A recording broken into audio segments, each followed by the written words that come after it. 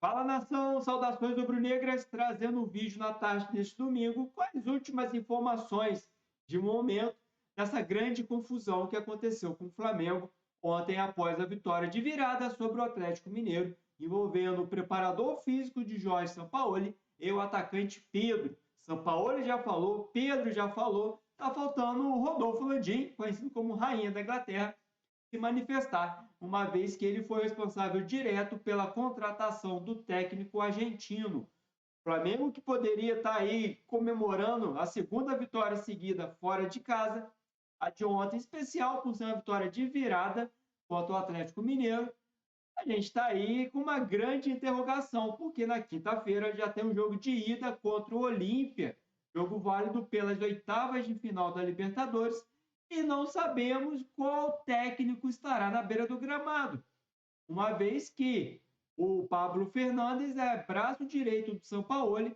e não só o Pablo, mas como seu filho também é preparador físico da comissão técnica do técnico argentino. Vou trazer aqui todas as últimas informações, mas antes eu preciso pedir para a galera se inscrever no canal, deixar aquele like e também compartilhar o vídeo nos seus grupos de WhatsApp. Beleza, galera? Vamos acompanhar aqui então as notícias aí que acabou de sair, ó.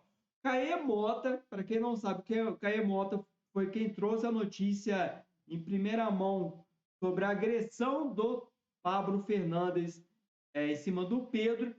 Trouxe a notícia aqui, ó, há 14 minutos, falando o seguinte, ó. Agressão a Pedro deixa a situação de São Paulo em xeque no Flamengo. E o Flamengo vai buscar decisão consensual. O clube entende que permanência depende da postura do treinador diante da iminente saída de seu preparador físico e terá reunião neste domingo. O elenco vê clima pesado após o episódio. E minutos após essa matéria que saiu no Globo Esporte, o Sampaoli se manifestou no Instagram. Falou o seguinte: não acredito na violência como solução. Isso não nos leva a lugar nenhum, nem na vida, nem no futebol. Ao longo da minha carreira, vi tantas lutas e elas sempre me deixaram com uma sensação de vazio. O que aconteceu ontem me deixou muito triste. Ofuscamos uma vitória impressionante com uma disputa interna cujas razões existem, mas neste momento não importam.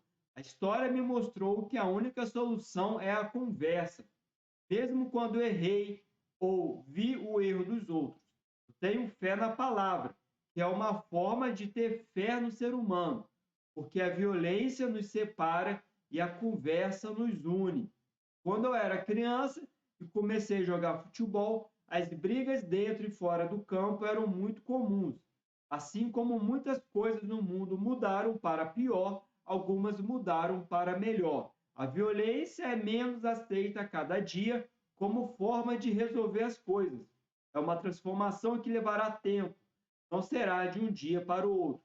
Todos nós temos o direito de cometer erros, porque temos a possibilidade de nos transformarmos para melhor.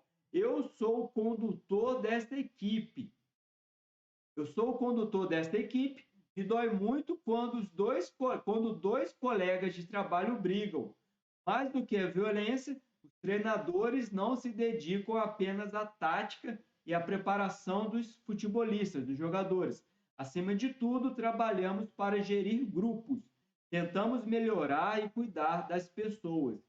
Não tenho dormido pensando em como ajudar Pedro e Pablo. Sei que vocês dois tiveram uma noite horrível e que, aconteça o que acontecer, temos a obrigação de nos cuidar, para nos mudar, para unir, para melhor e colocar o Flamengo no topo.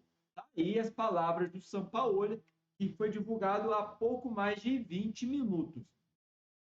Galera, vai ficar naquele dilema do técnico ter que sair junto com a sua comissão técnica ou não. Vamos falar da comissão técnica. Já deixei aqui na tela. A comissão técnica do São Paulo no Flamengo é composta pelo Gabriel Andreatta. Eu vi muita gente falando que não gostou e não gostou da conduta do Andreatta, querendo colocar panos quentes nessa discussão, nessa briga do Pablo com o Pedro. Tem aqui o Christian Roberto Aran, que é auxiliar técnico. Tem o Diogo Meschini. E aqui, para mim, estão os dois grandes problemas. Marcos Fernandes e Pablo Fernandes. Por que dois grandes problemas e não um? Galera, o Marcos Fernandes é filho do Pablo Fernandes. No último domingo, no empate contra o América Mineiro, no último sábado, né, no empate, sábado retrasado já, no empate contra o Atlético, contra o América Mineiro, o Fernando Gil, youtuber conhecido aí na comunidade de torcedores do Flamengo, foi agredido pelo Marcos Fernandes. O Fernando Gil fala que tem testemunhas porque o Gil estava na área de imprensa do Maracanã, reclamou do desempenho do time e, segundo o Fernando Gil, o Marcos Fernandes por trás o empurrou. Palavras aí que está do próprio Fernando Gil no Twitter. E ontem o pai dele, o Pablo Fernandes, deu dois tapinhas no rosto do Pedro e depois deu um soco na cara do Pedro. Quem falou isso foi o delegado da Polícia Civil em uma coletiva que ele prestou logo após aquele desenrolar na delegacia lá em Belo Horizonte. Aí fica aquele questionamento: como que ficará o clima de trabalho da equipe do Jorge Sampaoli, convenhamos, sem esses dois integrantes? Ah, Daniel, preparador físico pode contratar outro. Galera, só que o Pablo parece que trabalha com o Sampaoli há muito tempo. O Pablo acompanha o Sampaoli aí, aqui no Brasil desde a época do Santos, desde 19, mas deve acompanhar o Sampaoli há muitos anos. Aí o Flamengo demite os dois, o pai e o filho, porque o filho não vai ficar com clima para trabalhar, né? Sabendo aquela situação toda, e como ficará o clima com os jogadores no vestiário, né? Porque não é só a questão ali de demitiu, resolveu, entra a questão de confiança também. O Sampaoli continuará tendo confiança dos jogadores, do grupo dos jogadores? Esse é o grande problema. Para quem não acompanhou, o Pedro ontem, logo após o ocorrido, veio a público no seu Instagram falando sobre falando sobre a situação. Aí ele falou o seguinte: poderia estar aqui falando dos escassos minutos que tenho recebido nos últimos jogos, mas o que aconteceu hoje, né, ontem, foi mais grave do que pode acontecer dentro das quatro linhas. Covardemente, sem motivo e inexplicavelmente, fui agredido com um soco no rosto por Pablo Fernandes, membro da comissão técnica do São Paulo. A covardia física se sobrepôs diante da covardia psicológica que tenho sofrido nas últimas semanas. Alguém que se acha no direito de agredir o outro não merece respeito de ninguém. Já passei por muitas provações aqui no Flamengo, mas nada se compara com a covardia sofrida hoje. Que Deus perdoe uma pessoa que, em pleno 2023, acha que uma agressão física possa resolver qualquer problema. Obrigado, Jesus, pelo ensinamento, dando a outra face. E agradece também ao pai e à mãe dele. Obrigado pela educação que me deram. Então tá aí o posicionamento do Pedro sobre o ocorrido. Galera, durante a gravação desse vídeo, estou gravando um vídeo, mas as notícias continuam aparecendo. O Caemota divulgou um tweet agora há pouco, que eu vou colocar aqui na tela para a gente ler junto. Diz respeito sobre o posicionamento do Flamengo. Deixa eu colocar aí na tela. Tá aí, ó. Flamengo vai se reunir com São Paulo ao longo da tarde. Clube aguarda a chegada de Bruno Espino, que ficou em Belo Horizonte com o Pedro e retornará em breve para sentar com o treinador e debater sua situação após a iminente saída de Pablo Fernandes e provavelmente de seu filho. Galera, e ainda sobre essa matéria do Caemota, a gente precisa falar sobre a questão que envolve, por conta da questão, o Flamengo tem um contrato com o São Paulo até o final do ano que vem, Não tem multa contratual. Ah, mas vai chegar num consenso. Mas, sim, qual o consenso? O São Paulo vai ficar do lado do agressor, né? Vai ficar do lado, vai ficar do lado dos jogadores. Como que se dará essa questão? Quer ver, ó? Aqui, ó. Após o episódio em Minas, Marcos Braz e Sampaoli tiveram uma rápida conversa no voo de volta ao Rio, mas sem profundidade no tema. A relação da dupla, por sinal, está longe de ser das mais próximas, e reuniões com a cabeça mais fria vão acontecer neste domingo. Ó, a falta de posicionamento de Sampaoli depois do ocorrido com Pedro incomodou o grupo de jogadores. E há correntes nos membros da diretoria que estiveram em Belo Horizonte que acreditam não haver mais clima para uma relação hierárquica de comando, né, manda e obedece entre as partes. A multa para uma demissão, no entanto, demanda preocupação para o Flamengo, que deseja um acordo consensual para o fim da relação. Ó, gerou olhares atravessados nos corredores do Independência. Por exemplo, a postura do Gabriel Andreatta, que eu falei no início do vídeo, faz parte da comissão de São Paulo e tentou colocar panos quentes no episódio.